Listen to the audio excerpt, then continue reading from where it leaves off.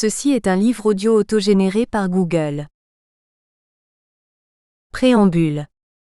La réalisation de cette enquête et sa restitution dans les établissements scolaires ont reçu le soutien du Programme régional d'intégration des populations immigrées, 2011, coordonné par la Direction régionale de la jeunesse, des sports et de la cohésion sociale, DRJSCS Provence-Alpes-Côte d'Azur.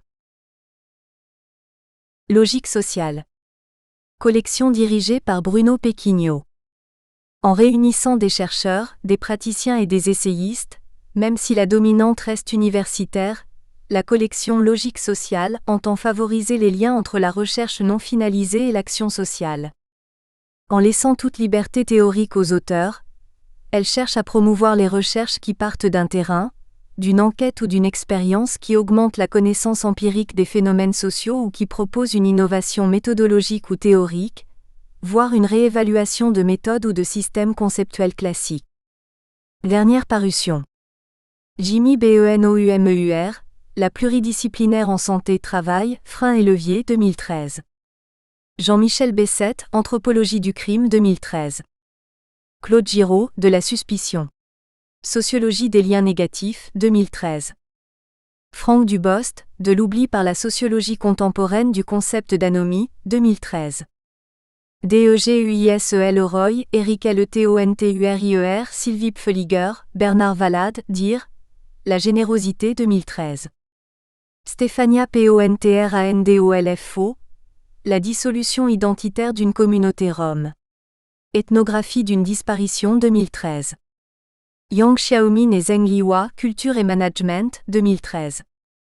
Suzy Goutte Dire, Sol Alinsky, Conflit et démocratie locale 2013. Yamina Mesiani et Pierre Vendassi, Coord. Vocation sociologue, Les politiques à l'épreuve des sociologues 2013. Leila Jeolas, Agenkaordes, Risquer sa vie pour une course. Parcours de vie d'une jeunesse brésilienne accro aux courses illégales de voitures et de motos 2013. Rachida Bouaiss, collégienne en quête de beauté, 2013. Alexis Ferrand, La formation de groupes de jeunes en milieu urbain. Pratiques spatiales et rapports sociaux, 2013. Servet ERTUL, Jean-Philippe Melchior, Éric Widmer, Travail, santé, éducation. Individualisation des parcours sociaux et inégalités, 2013. Pascal Vallet, Les dessinateurs. Regard ethnographique sur le travail de dessinateurs dans des ateliers de nu, 2013. Yannick Brunpicard, Géographie d'interface. Forme de l'interface humanité-espace terrestre, 2013. Remerciements. Ce livre n'aurait sans doute pas vu le jour sans l'aide, sans le soutien et sans les encouragements d'un grand nombre de personnes. Je remercie d'abord l'équipe de l'unité de recherche Migration et Société, de l'Université Nice-Sophia Antipolis, UMR 205, notamment son directeur Christian Rinaudot, ainsi que Jocelyne Streff-Fenard et Gilles Ivaldi pour l'important soutien intellectuel et matériel fourni tout au long du travail de recherche. De la même manière, j'adresse un vif remerciement à Franco Garelli, directeur du Dipartimento di Cultura Politica e Società, et à Tiziana Capogno de l'Università degli Studi di Torino. Ensuite, durant les 2 années nécessaires à l'élaboration de cette publication, j'ai pu apprécier la disponibilité de nombreuses personnes auxquelles j'exprime ma sincère gratitude. Je remercie tout particulièrement Maurizio Ambrosini, Università Statale di Milano, Patricia Barr, Nice, Damien Boisset, Approche Culture et Territoire, Marseille, Massimo Borlandi, Università degli Studi di Torino, Nicolas Cerami, Lycée du Parc Imperial Nice, Centro Studi Fondazione Casa di Risparmio di Cuneo, Maria Grazia Fischer, Università degli Studi di Torino, Isabelle Fouque, Direction régionale de la jeunesse, des sports et de la cohésion sociale, Marseille, Myrna Giovanella, Centre d'information et des apostrophes. Études sur les migrations internationales, Paris, Renato Giovanella, Paris, Michel Lelu, Lycée du Rempart, Marseille, Françoise Lorsery, Institut de recherche et des apostrophes. Études sur le monde arabe et musulman, Aix-en-Provence, Elena Okrimenko, Nice, Fredo Olivero, Fondazione Migrante, Torino, Ferruccio Pastore, International and European Forum of Migration Research, Torino, Franco Pitau, Caritas Migranti Migrazione Dossier Statistico, Roma, Andrea Tor, Centro Studi Medi Migrazioni nel Mediterraneo, Genova, Pedro Viana, Centre d'information et d'études sur les migrations internationales, Paris. Je remercie ensuite les établissements scolaires qui ont participé à cette étude. Lycée Brochier, Lycée du Rempart, Lycée Marie Curie, Lycée Marseille Vert, Lycée Montgrand, Lycée Thiers Marseille, Lycée du Parc Impérial, Lycée des Eucalyptus, Nice, Istituto Birago, Istituto Professional Colombato, Istituto Tecnico Santor di Santa Rosa, Istituto Tecnico Sommelier, Liceo Albert Einstein, Liceo Massimo d'Azeglio, Torino, Istituto Professional Casaregis, Istituto Professional Marco Polo, Istituto Tecnico Calvino, Istituto Tecnico Vittorio Emanuele II, Liceo Colombo, Liceo Fermi, Genova. Enfin, un remerciement spécial à Chami et à la petite Natsuki.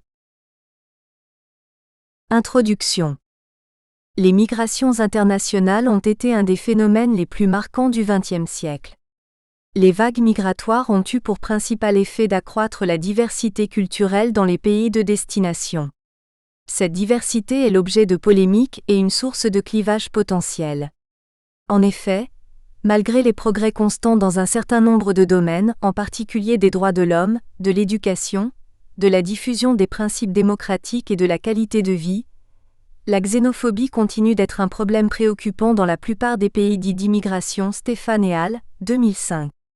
Une telle persistance exige de tous ceux qui s'occupent de cohésion sociale, chercheurs, enseignants, éducateurs ou spécialistes de politique publique, de ne pas considérer l'hostilité envers l'autre comme un sentiment impossible à extirper de notre paysage social mais au contraire, de persévérer dans la recherche de ses causes et des remèdes à apporter.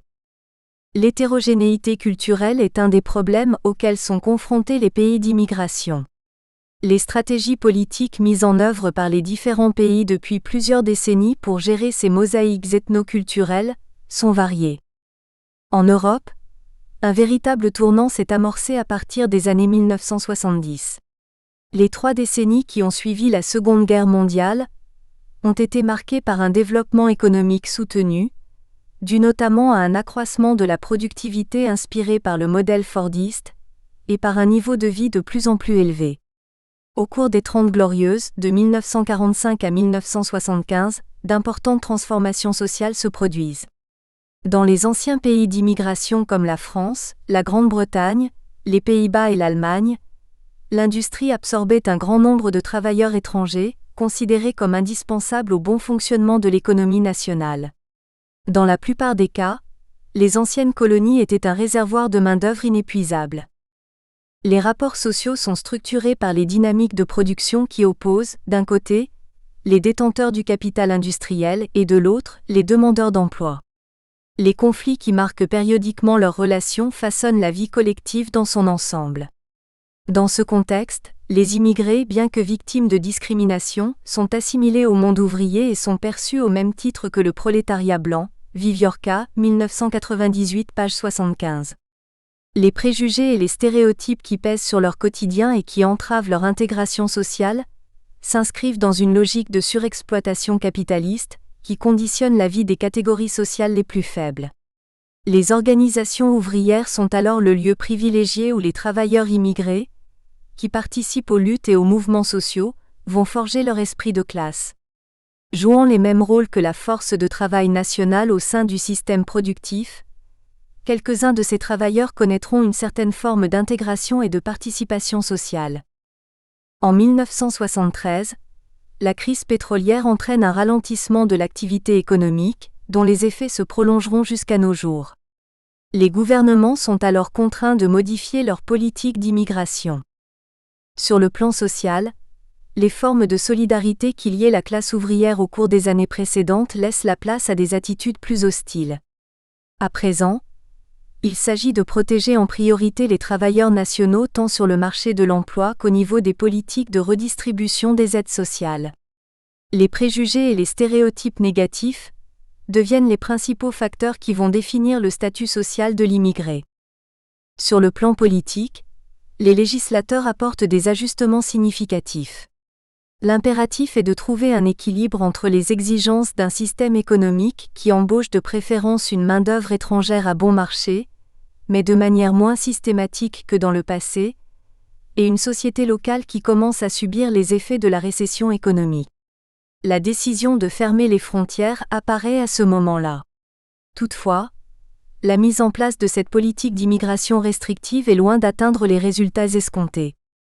Les effets de l'occupation coloniale, notamment la désorganisation sociale des communautés dans les pays d'origine Sayad, 1999, et les politiques de recrutement mises en place par les pays d'accueil après la Seconde Guerre mondiale ne peuvent pas être gommées par décret. La dépendance des anciennes colonies à l'égard des puissances européennes a renforcé ce qu'on appelle les facteurs de répulsion, au détriment des facteurs d'attraction. À partir de ces années, bien que le chômage s'accentue, les employeurs qui souhaitent embaucher une main-d'œuvre à bas coût et très flexible continuent de faire appel aux travailleurs immigrés. C'est dans ce cadre complexe que se répand dans une grande partie de la classe politique la notion de forteresse Europe, Barbet 2003, et que les attitudes hostiles des populations nationales à l'égard de l'immigré animent de façon récurrente le discours public. Les demandes d'intégration socio-économique et de reconnaissance culturelle formulées par les immigrés, dont certains font désormais partie de la deuxième génération, restent vaines. L'étude comparative que nous présentons ici repose sur une enquête que nous avons menée en France et en Italie, auprès de 2 échantillons de lycéens, auxquels nous avons demandé d'exprimer leur point de vue à l'égard des immigrés et des problèmes suscités par l'immigration. 1. Lorsque la diversité est saillante. Par ses aspects sociaux, économiques et culturels, le phénomène de l'immigration, qu'il s'agisse de nouveaux flux migratoires ou de populations d'origine étrangère désormais installées et ayant acquis la nationalité du pays d'accueil, alimente le débat politique et suscite des questions fort complexes d'un point de vue axiologique, notamment en ce qui concerne l'action sociale. 2 modalités sont possibles. D'une part, on peut procéder à un calcul et mettre en balance les coûts et les bénéfices d'un pluralisme croissant dans le contexte du pays d'accueil. Dans ce cas, toute attitude est inspirée par la nécessité de faire prévaloir les bénéfices que la société d'accueil peut espérer obtenir, quelles que soient les exigences, les problèmes et les vertus des immigrés. Cette position, d'inspiration libérale, se distingue par une déshistoricisation du phénomène et peut être adoptée de manière plus ou moins consciente. D'autre part, l'immigration peut être appréhendée d'un point de vue historique, fondé sur une vision humaniste. En dernière analyse, les immigrés ne font que revendiquer un principe légitime et universel d'émancipation sociale, à savoir la recherche de meilleures conditions de vie. Ces 2 conceptions engendrent une tension idéologique, sous-jacente à tout débat public sur l'immigration. C'est probablement à cause de cette polarisation que le débat se résume, le plus souvent, à des controverses qui ne peuvent aboutir à un consensus. Comment la société d'accueil se représente-t-elle ? Et évalue-t-elle la présence sur son territoire de personnes et des groupes humains perçus différemment par les nationaux? Quel statut leur accorde-t-elle?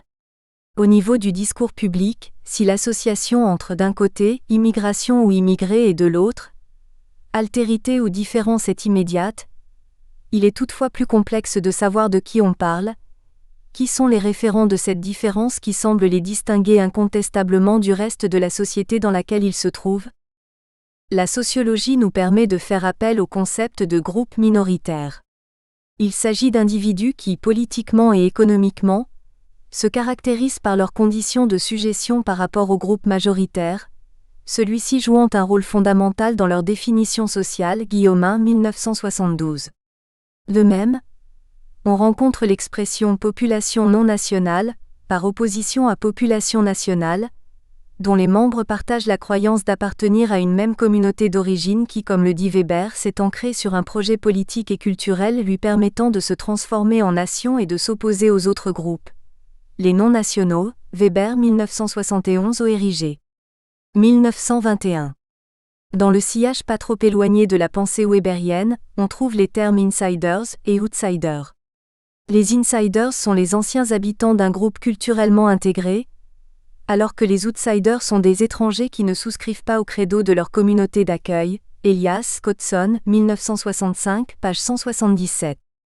Le fil rouge qui unit ces concepts est le regard particulier qu'on porte à l'autre, qui fait qu'on le perçoit différent de nous.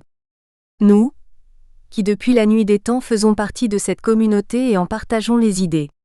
Il s'agit d'un regard particulier, grâce auquel nous pouvons donner un sens spécifique à certains traits culturels et ou physiques propres à des groupes humains que nous percevons comme étant différents.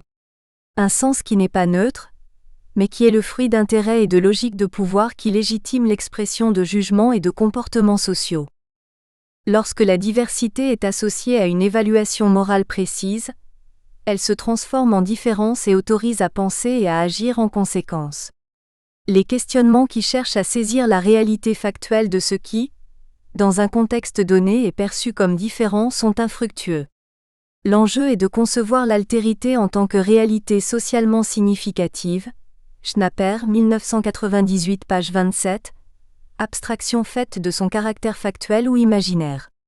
D'un côté, il faut décrypter les choix politiques et les représentations sociales qui construisent le scénario discursif dominant et de l'autre, le regard doit s'orienter vers les perceptions qui orientent les comportements entre les personnes. C'est en analysant les liens qui subsistent entre ces deux registres que l'on pourra faire ressortir les logiques de construction sociale de la différence, car selon Françoise Lorsery, il ne s'agit pas de comprendre les effets de la diversité, mais le sens du mot diversité dans des contextes sociaux précis. Lorsery 2007.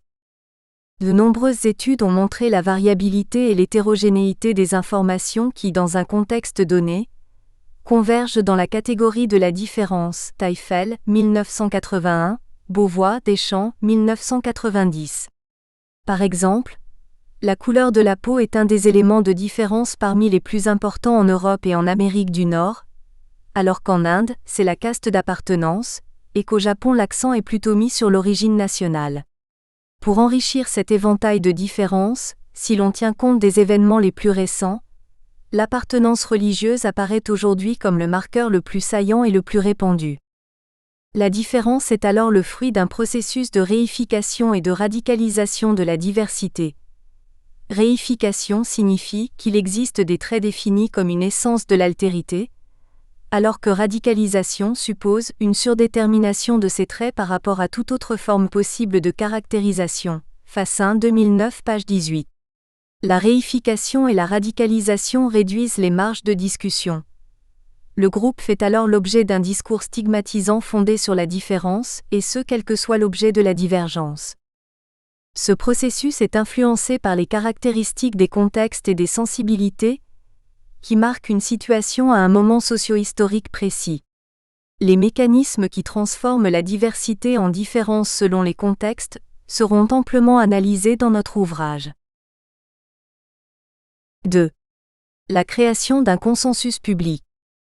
L'immigré qui, pour des raisons sociales, économiques ou culturelles, souhaite s'installer dans un pays d'accueil suscite des discussions très animées et très controversées, car l'immigration, enjeu de débat public et électoral, nourrit des idées fausses qui provoquent des attitudes et des comportements bien réels. Gasto Quemada, 2007, page 29. Selon les spécificités de chaque pays, l'immigration est un sujet stratégiquement utile lors des campagnes politiques, au cours desquelles les entrepreneurs de la xénophobie, Pugliese, 1993,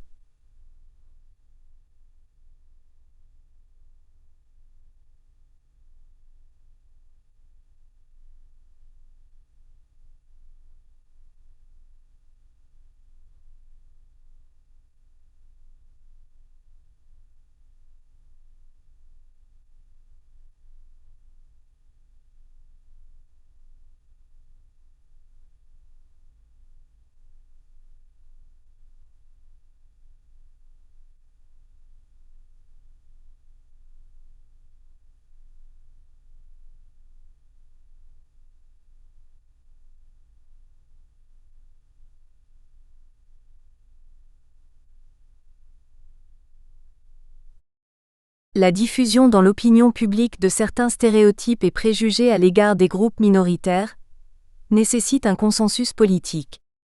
La question se pose alors de savoir dans quelle mesure un contexte peut les produire et leur donner libre cours.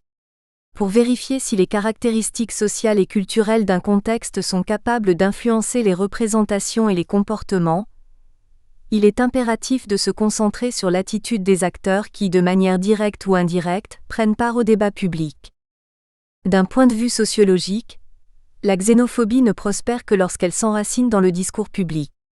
Selon certains, les immigrés volent le travail des nationaux, profitent de l'aide sociale, contribuent à augmenter le taux de criminalité et affaiblissent la culture nationale.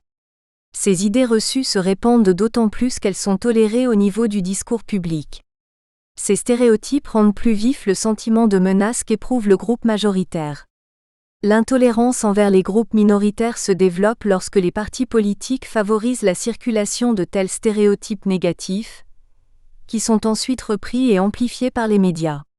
On considère que les préjugés sur l'immigration se répandent lorsqu'il existe une structure d'opportunité discursive. Koopmans, Olzac, 2004, page 201. Les sujets concernant le rôle de l'immigration dans le marché du travail, dans la criminalité, dans les questions identitaires ainsi que dans l'accession à la citoyenneté sont les principaux thèmes qui alimentent les débats sur la présence des groupes minoritaires. C'est à partir de ces thèmes que les arguments politiques sont présentés, permettant aux partis de prendre position et d'être visibles grâce au relais des médias. Cet enchevêtrement entre, d'un côté, les acteurs politiques et de l'autre, le monde des médias, constitue la toile de fond nécessaire à la propagation des stéréotypes et des préjugés à l'égard des groupes minoritaires. Il s'agit de ce qu'on peut appeler une sociodynamique de la xénophobie, qui se manifeste par des slogans différents selon les situations.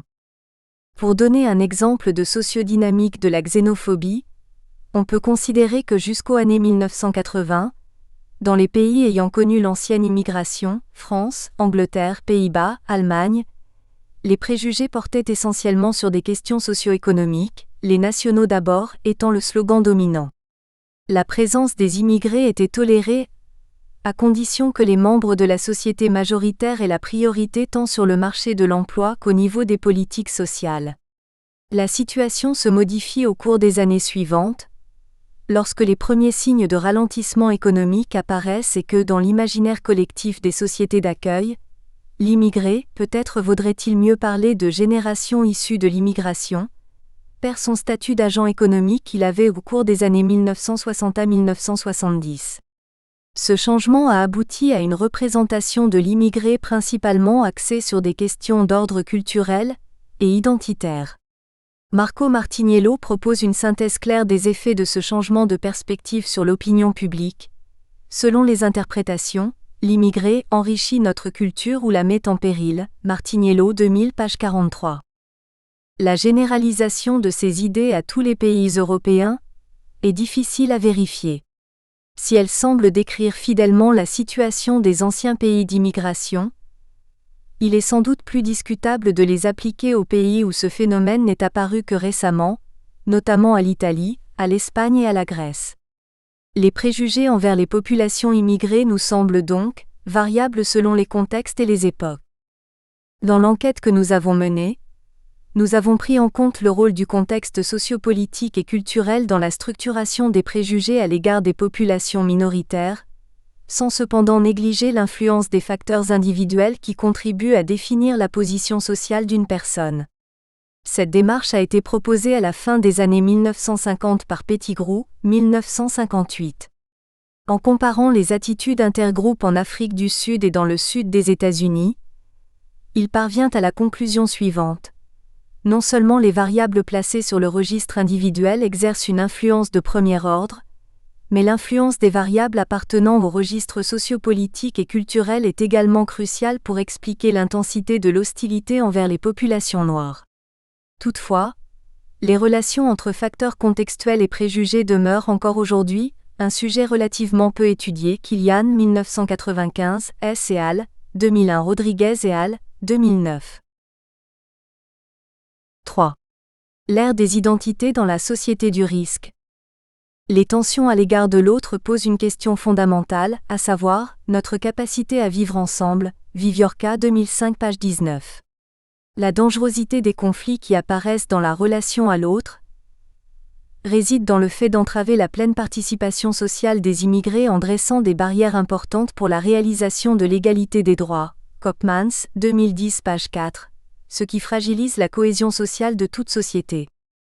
Certains auteurs abordent la question en termes d'opposition nous-eux, comme Giovanni Sartori qui se demande jusqu'à quel point la société peut accueillir des étrangers sans s'effriter. Sartori 2002, page 10.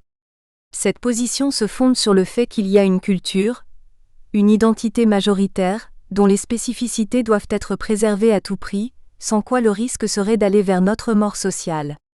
Il faut se donner les moyens de protéger notre identité des intrusions des autres cultures. Celles-ci sont utiles uniquement dans la mesure où elles permettent de considérer notre identité comme étant la meilleure. Nous représentent notre identité, alors que eux sont les identités dissemblables qui définissent la nôtre, pp 43-44.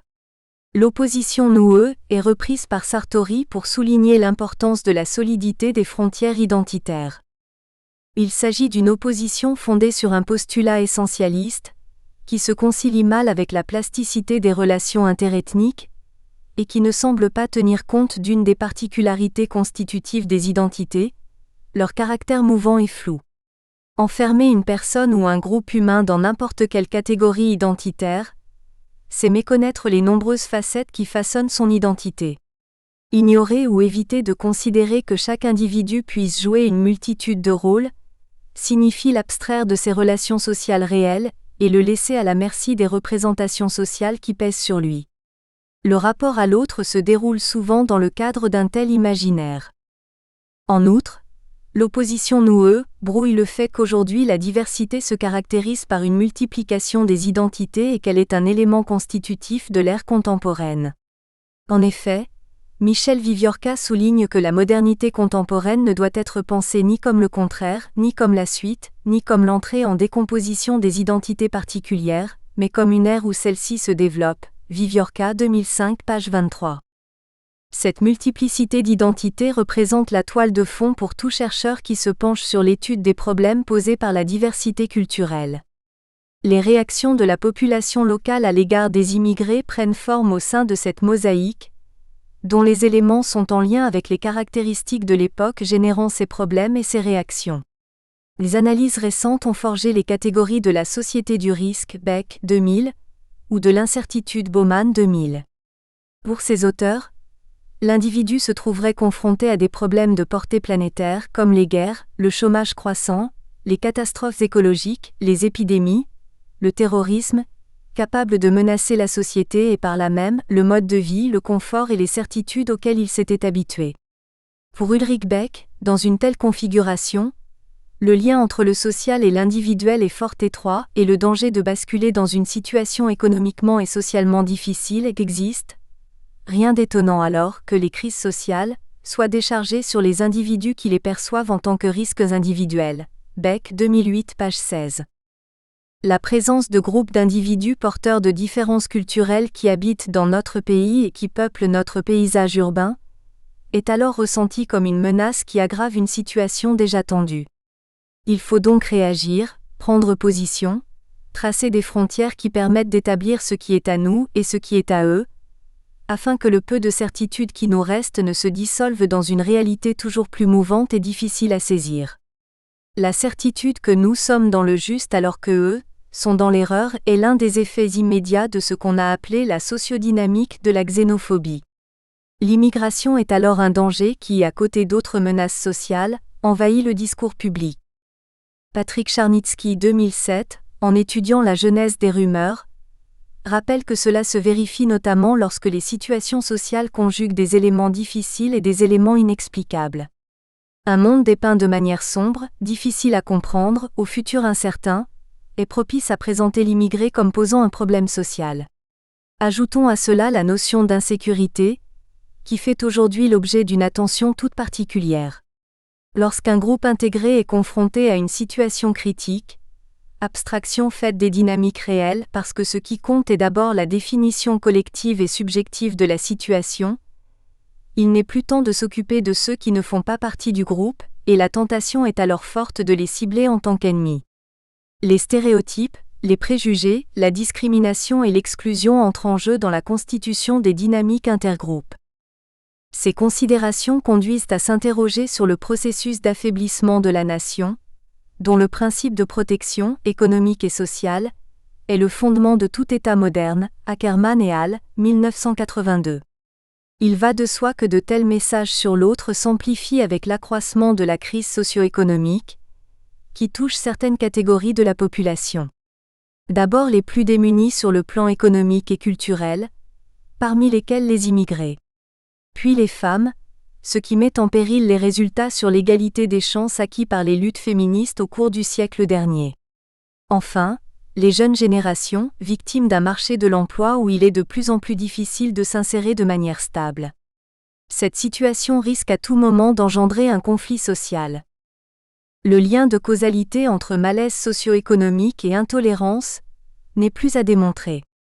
À cet égard, la Commission européenne a alerté les pays de l'Union sur le regain de la xénophobie due à la crise, écrit 2012. En outre, cette même institution juge la situation des plus jeunes préoccupante en raison de la conjoncture actuelle, ENAR 2012. Notre étude analyse les réactions que provoque l'immigration, à l'époque actuelle, chez les jeunes générations appartenant à la population nationale. Dans les chapitres qui suivent, nous exposerons les raisons qui ont motivé notre enquête et la manière dont nous avons choisi de traiter notre sujet. 4. Les raisons de la recherche. À partir des années 1950 et 1960, une multitude d'enquêtes portant sur les attitudes de la population locale à l'égard du phénomène migratoire vont être menées. Les préjugés et les discriminations sociales dont les immigrés sont victimes posent des problèmes récurrents pour tout pays de destination. Afin d'analyser les mécanismes qui régissent les relations intergroupes de manière approfondie, nous nous sommes concentrés sur une population de jeunes répartis dans deux contextes d'immigration différents, la France et l'Italie. La présence de groupes d'origine étrangère suscite, dans la société dite d'accueil, des réactions et des débats, obligeant les pouvoirs publics à prendre des mesures spécifiques. L'étude comparative à laquelle nous nous sommes consacrés est fondée sur la représentation et l'évaluation de ce phénomène d'un point de vue politique, culturel et historique. Les deux pays que nous avons sélectionnés se distinguent par une immigration historiquement différente et par des manières très singulières de concevoir le statut de l'immigré. 4.1 L'immigration vue par les jeunes. La décision d'étudier une population d'adolescents a été prise à la suite d'entretiens que nous avons eus en 2007 et en 2008 avec des enseignants de lycée dans les villes de Turin et de Gênes en Italie. Initialement, nous souhaitions nous intéresser à l'intégration scolaire des immigrés de la deuxième génération. Cependant, l'attention des enseignants était orientée systématiquement vers les difficultés à aborder le sujet de l'immigration, et plus généralement la diversité culturelle dans le milieu scolaire. On n'arrive pas à traiter ce sujet parce que les élèves réagissent de façon très critique, voire agressive.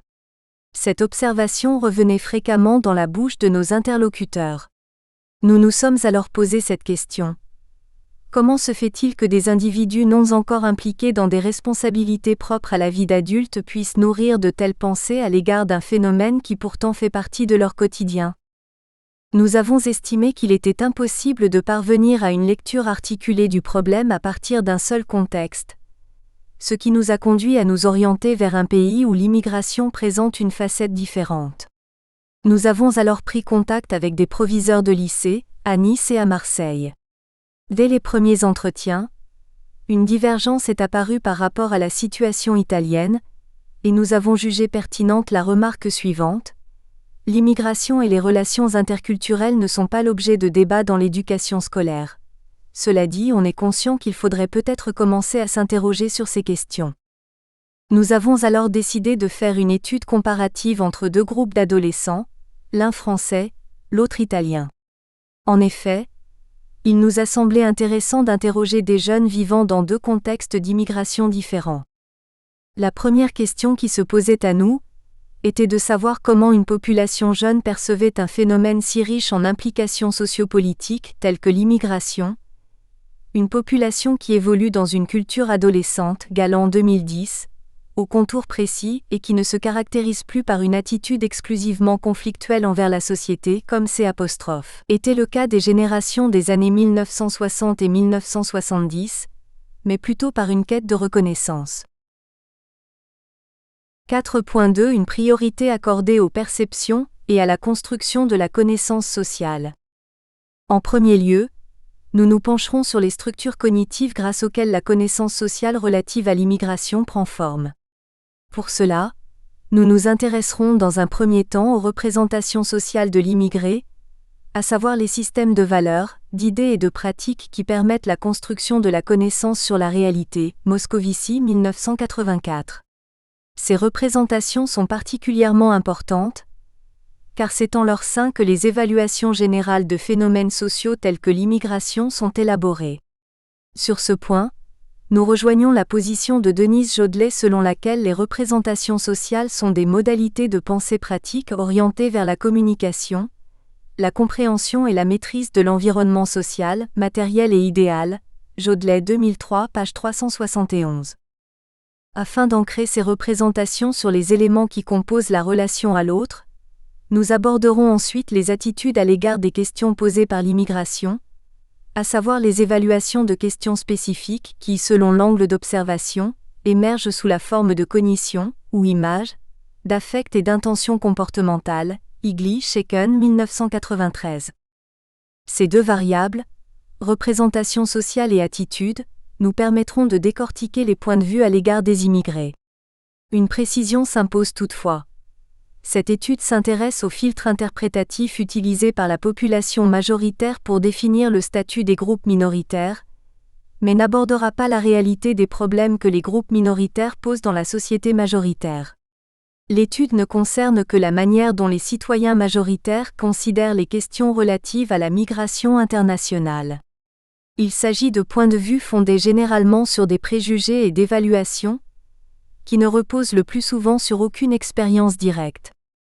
Le racisme, à savoir l'idéologie qui cristallise concepts et stéréotypes raciaux dotés d'une autonomie relative pour accomplir des fonctions pratiques. Bonilla Silva, 1997, page 467, n'est pas l'objet prioritaire de notre recherche. L'analyse des résultats permettra de dégager des considérations et des lectures renvoyant aux mécanismes discursifs, voire idéologiques, en œuvre dans un contexte donné visant à enfermer les minoritaires dans des représentations stigmatisantes. Nous montrerons que ces représentations sont le fruit à la fois de la culture politique nationale et des enjeux actuels qui peuplent son système politique. Cela étant dit, l'attention sera constamment orientée vers les jeunes, leur manière de percevoir et de prendre position à l'égard de la présence des groupes minoritaires. Notre étude a pour objectif, répétons-le, de relever les évaluations de deux populations de jeunes évoluant dans des contextes d'immigration différents. Nous étudierons les attitudes, c'est-à-dire des évaluations qui s'ancrent dans une vision plus globale de la réalité. Comme Gordon Allport le notait, ces attitudes, qui expriment des préjugés, de la xénophobie ou plus simplement un sentiment de menace envers l'autre, ont la caractéristique d'être insensibles aux épreuves qui les contredisent. Allport 1954. Les préjugés sont profondément enracinés dans une vision plus complexe de la réalité et persistent jusqu'au moment où arrive un changement dans l'ensemble des conditions qui les ont fait naître. Woodard 1955. D'un point de vue sociologique, une telle rigidité résulte non seulement des caractéristiques individuelles, mais aussi des contextes sociaux qui offrent Nous espérons que vous avez apprécié cet aperçu. Pour continuer à écouter ce livre audio sur Google Play Livres, utilisez le lien dans la description de la vidéo.